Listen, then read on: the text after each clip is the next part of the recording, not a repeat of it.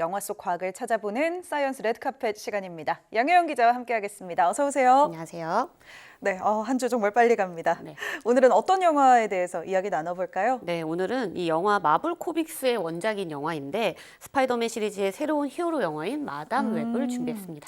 맞아요. 저도 개봉 소식은 들었는데 마담 웹이라는 이름이 되게 낯설더라고요. 이게 마블 팬이 아니라면 잘 모를 것 같은데 우리가 흔히 알고 있는 건 이제 스파이더맨이잖아요. 네. 그렇죠? 뭐가 다른 건가요? 네, 이 마담 웹은 소니가 제작하는 스파이더맨 유니버스의 신작인 영화인데요. 이 원작에서는 마담 웹이 주인공으로 나오지는 않고요. 예언자 역할을 하는 노파로 나옵니다.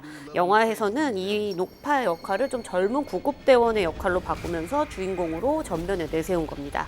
이 영화 내용을 좀 설명해드리면 주인공 캐시의 엄마는 임신 상태에서 치유 능력을 가진 희귀한 거미를 찾기 위해 아마존으로 가는데요. 어렵사리 거미를 찾게 되지만 경호원이었던 심스에게 배신을 당해 죽음을 맞이하게 됩니다. 다행히 거미와 공생을 하던 원주민의 도움으로 뱃속에 있던 캐시는 목숨을 구하게 되는데 이 사실을 모른 채 홀로 성장하게 되고요. 그러던 어느 날 캐시가 미래를 보게 되기 시작하면서 위험에 처한 3명의 소녀들을 지키는 마담 웹으로 거듭나는 내용을 그렸습니다. 네, 그렇군요. 이 영화가 이제 한 달 먼저 북미에서 개봉을 했는데 사실 흥행 성적이 처참했다고 들었습니다. 네, 맞습니다. 2월에 미국에서 2월에 개봉을 네. 했어요. 해외 매체들이 우선 속평부터 쏟아냈었고요. 네네. 네, 영화 평론 사이트인 로튼 토마토라는 사이트가 있는데 여기에서 토마토 지수가 12%, 한마디로 썩은 토마토의 평가를 받았습니다. 관객들도 외면을 했기 때문에 북미 기준으로 스파이더맨 유니버스 역대 최악의 오프닝 스코어를 기록을 했고요.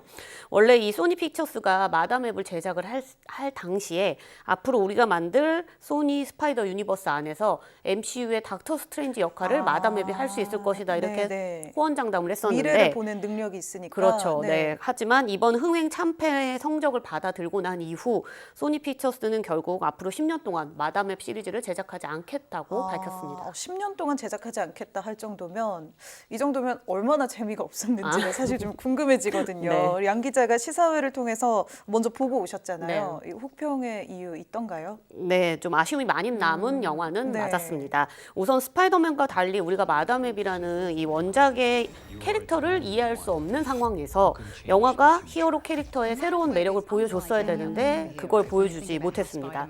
영화가 이 새로운 히어로이자 예언자, 조력자인 이 마담 웹을 주인공으로 확실히 보여줄 건지 아니면 앞으로 스파이더 히로인이 될 3명의 소녀들에게 집중을 해서 이들의 이야기를 보여줄 것인지 이걸 결정하지 못한 채 그냥 영화를 만들었다 이런 느낌이 좀 강했고요.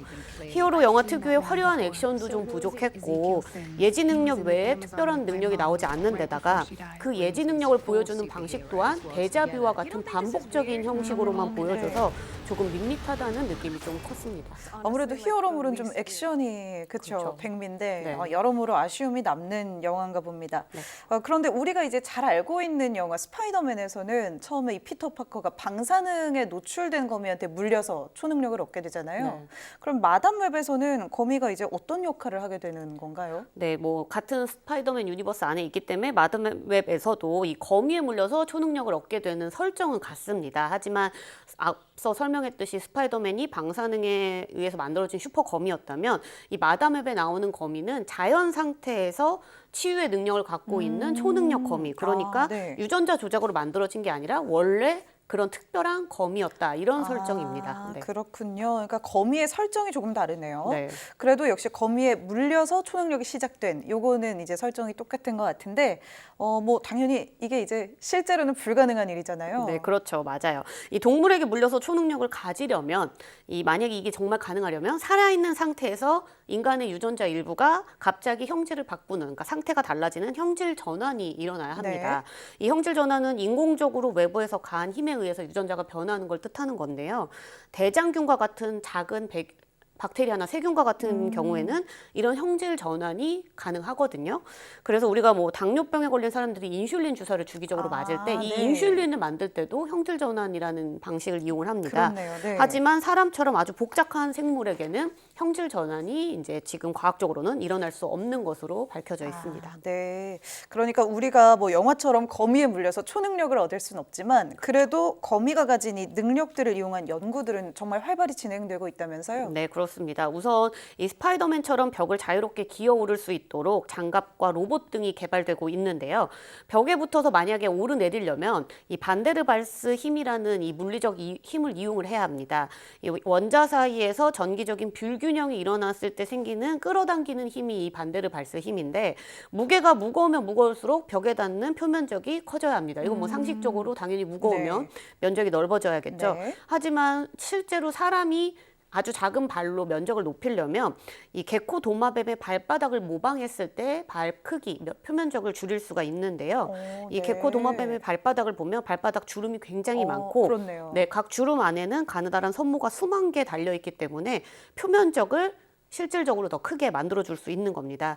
그래서 이 미국 스탠퍼드대 연구진은 개코도마뱀의 이 발바닥을 본떠서 유리벽을 자유롭게 오르내리는 로봇을 개발하는 데도 성공한 바 있습니다. 네. 또 이 스파이더맨의 또 능력 중에 거미줄이 있잖아요. 그렇죠. 네, 이 합성 거미줄을 만드는 시도 또한 계속 이어지고 있는데요.